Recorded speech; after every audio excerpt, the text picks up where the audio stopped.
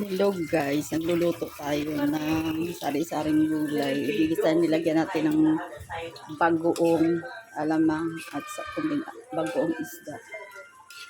Ayan, nilulunod ko na po.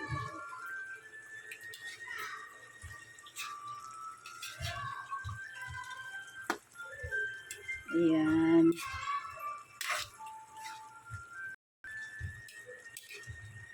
May kalabasa, palay, patula, okra. Ayan. Magdurog tayo ng konti para lalo siyang malasa.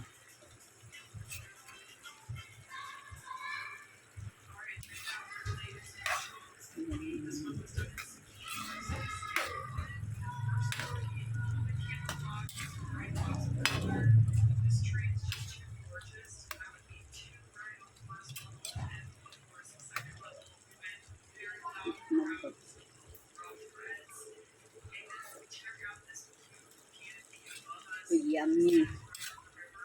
Yummy. Matitikman ko na. Okay guys, thank you very much for watching us.